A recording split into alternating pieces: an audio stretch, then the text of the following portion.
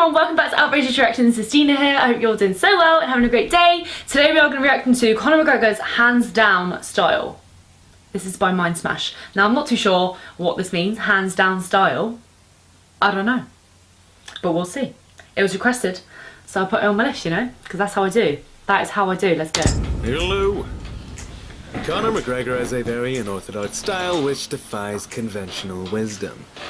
Every art to some degree has ingrained wisdom telling us our hands should be up to protect our faces, that they should be positioned to ensure our chins are protected, yet in Conor's case, each fight he appears to break this fundamental principle. Hands down style, I get it. Many practitioners dumbfounded and on the edge of their seats, frequently leaving comments like, "What the fuck is this idiot doing? He's going to get knocked out." But here's a question I'd like to ask all of them.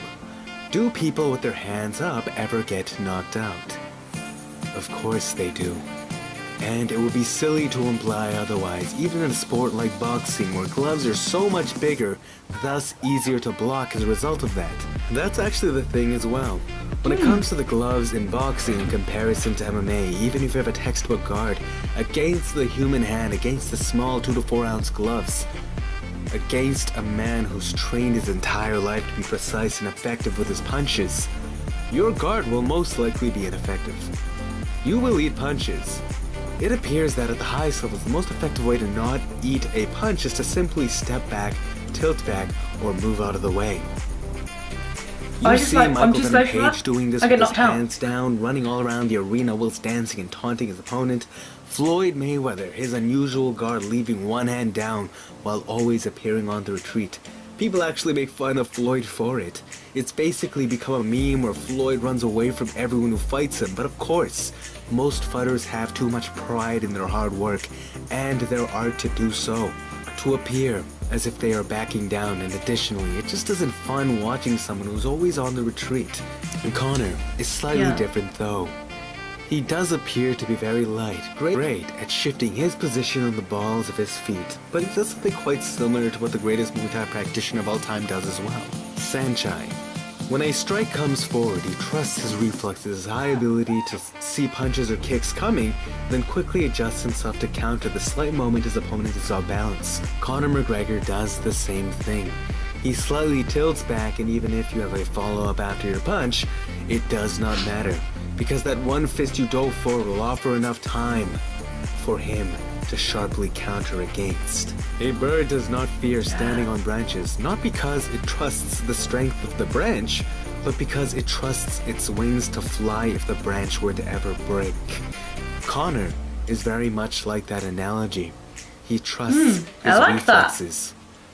Even then, I feel like Conor's so fast as well. Like if you look at him, he's just like so fast. Where you see that fist coming, you can roll with that punch, and additionally, as you tilt back, when their mass comes forward, you negate part of the force traveling towards you, giving the fist overall a lot less knockout power.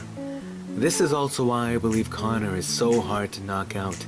He is seen taking punches throughout his career, but it looks as though he has this rock-solid chin. His posture is very assertive, dominant and confident, leaving his chin hanging forward, yet he can still take punch. You can tell he's a big fan of Conor. Due to the lightness of his feet, his quick reflexes, ready to see and react to punches coming. By tilting back to a degree, he's still always rolling with that fist that hits him, negating part of the damage dealt. He either counter punches you or negates a bit of the damage taken with this technique. It also generates more power. Lowered hands deal more damage due to the increased range of motion, engaging more muscles to accelerate that punch. When your hands are in front of your face, it's mostly your deltoids and back giving you a solid punch, telegraphing your haymaker when you have to drop your hands anyways to generate force. But when your hands are to your side, you're already in that power position. You sink the thick pectoral muscles into the initial acceleration of your fist, not just your deltoids and back. Plus you're striking from a looser position, allowing you to whip your arm with more speed opposed to pushing from an already tensed position. When your hands are up, your deltoids are already tense to keep your hands up, and you can't sink that same relaxed fluid motion Conor always has with his hands to his side. Just look at people who throw baseballs and footballs at the highest level. They use a wider range of motion from a relaxed and loose position to whip that ball. Of course, they are more comfortable doing so because they don't have that threat of getting punched in the face. But the reality is, if you can have that same relaxed position throwing a punch, it will deliver more force. And that is what Conor McGregor is utilizing. Yeah. Now, I agree I wonder if he knows he does this. is the correct way to guard your face. I've had my hands up in every sparring session I've ever done because it makes sense to the environment I'm training for, to protect myself just in case. Martial arts are typically learned to deal with angry, egotistical idiots who pick fights for no reason. Usually they have no formal training, and versus an idiot, using simple and effective methods to deal with them is intelligent. They probably won't have precise quick punches trained. An angry idiot will probably focus on sloppy, telegraphed, easy to block haymakers, opposed to crisp and refined boxing. Plus, real martial artists rarely pick fights on the street. The mental discipline and the gym to vent their frustrations and gauge their desire to do so. It just does not happen. To my experience, people who train are ironically the most peaceful people on the streets. But at the highest level, good reaction time and nimble movement appears more effective versus smaller gloves when especially the whole martial arts consensus is to keep your hands up. Think about it. The novelty of dealing with someone who has their hands down is like the novelty of dealing with someone who's a southpaw. Because there are fewer people like that, we just have less experience dealing with them. And overall, that makes them more difficult to fight. The same principles we've habitually reinforced to defend ourselves simply do not apply to them to the same degree. Yet the reverse is true for those who have their hands down and those who are southpawed. Those who are unique and unorthodox in their styles. They can always find an abundance of orthodox fighters to train their style against. Conor is both, which partly explains why he is such a headache for all of his opponents. A southpaw with his hands down. One of the strongest counters against another person is their own ignorance. If they don't have a lot of experience dealing with you, a lot of what they've trained simply goes out the window. This goes for MMA as Conor McGregor has proved. This goes for every computer game. Some facets of business. Donald Trump. You've called women you don't like fat pigs, dogs, slobs, and disgusting animals. Your Twitter account? Only Rosie O'Donnell. With his belligerent, simple, and unsophisticated way of speaking in a sea of polite, formal, and eloquent politicians proved in politics. The unique and unexpected are the ace in the hole, not because they are better actually, not because they utilize the best physics, but because inexperience creates blind spots in one's game, which applies to all facets of life. That is a basic truth. Of life. You can't really argue with that. The unique and unexpected that we have not habitually prepared for puts stress on muscles that we have not trained lifting this with. guy's not what he's talking about, you know. It's like bench pressing your entire life and randomly being told to lift a heavy ass deadlift. You haven't trained those muscles. You haven't trained your brain. You simply don't have the foundation to deal with this shit.